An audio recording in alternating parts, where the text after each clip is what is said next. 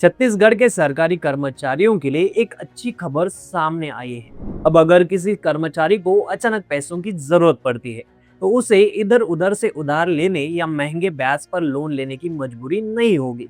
राज्य सरकार ने सरकारी कर्मचारियों के लिए शॉर्ट टर्म लोन की नई सुविधा शुरू करने का फैसला लिया है। इस पूरे व्यवस्था को डिजिटल बनाया गया है ताकि लोन लेने की प्रक्रिया आसान, तेज और पारदर्शी रहे। क्या है इसकी पूरी जानकारी, जानते हैं इस वीडियो में। मैं विक्रम, आप देख रहे हैं नमस्कार भाऊ।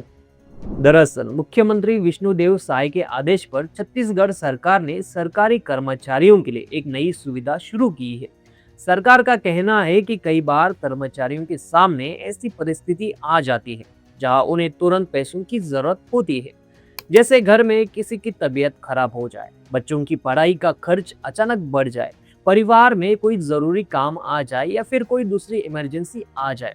ऐसे समय में अगर समय पर पैसा ना मिले, तो लोगों को मजबूरी में निजी साहूकारों या ऊंचे ब्याज वाले ऑप्शन का सहारा लेना पड़ता है।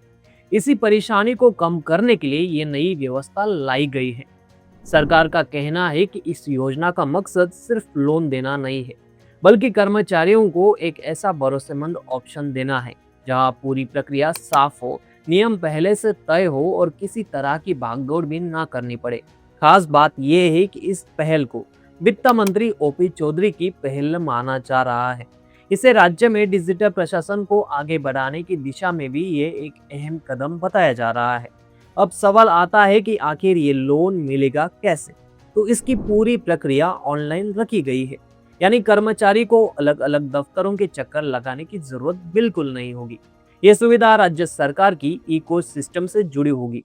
कर्मचारी एम्प्लॉय कॉर्नर में जाकर अपनी जानकारी भरेंगे, जरूरी प्रक्रिया पूरी करेंगे और वहीं से लोन के लिए आवेदन कर सकेंगे। अगर सभी दस्तावेज और जानकारी सही रहती है, तो आगे की प्रक्रिया ऑनलाइन ही पूरी होगी। सरकार ने ये भी कहा है कि आवेदन के बाद कर्मचारी की केवाईसी होगी, डिजिटल ऑथेंटिकेशन और कॉन्सेंट यानी कर्मचारी की सहमति ली जाएगी।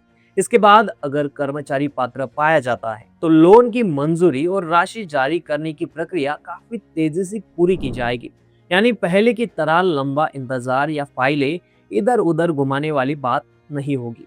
एक और महत्वपूर्ण बात यह है कि लोन लेने से पहले ही कर्मचारी को पूरी जानकारी दिखाई जाएगी, जैसे कितना ब्याज लगेगा, हर महीने कितनी ईएमआई कटेगी, कोई अतिरिक्त शुल्क है या नहीं, और पूरा की फैक्ट स्टेटमेंट पहले से उपलब्ध रहेगा। इसका मतलब ये है कि कर्मचारी बिना पूरी जानकारी की किसी भी लोन में नहीं फंसेगा। वह पहले सभी शर्तें पढ़ सकेगा और उसके बाद ही फैसला ले पाएगा कि उसे लोन लेना है या नहीं। अब यहाँ एक सवाल ये भी उठता है कि सरकार इस तरह की सुविधा अभी क्यों लेकर आई है। दरअसल पिछले कुछ वर्षों में सरकारी सेवाओं को ज्यादा डिजिटल और पेपरलेस बनाने पर लगातार काम हो रहा है। कई राज्यों में वेतन, पेंशन, टैक्स और दूसरी सरकारी सेवाएं पहले ही ऑनलाइन हो चुकी है। ऐसे में अब कर्मचारियों के लिए शॉर्ट टर्म क्रेडिट को भी अब डिजिटल प्लेटफॉर्म से जोड़ने की कोशिश की गई है। इससे सरकार को भी रिकॉर्ड संभालने में आसानी होगी और कर्मचारियों को भी समय पर सुविधा मिल सकेगी।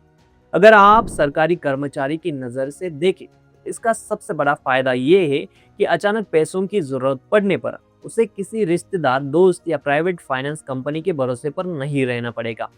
खासकर ऐसे मामलों में जहां मेडिकल इमरजेंसी हो, बच्चों की फीस जमा करनी हो या परिवार में कोई जरूरी खर्चा सामने आ गया हो।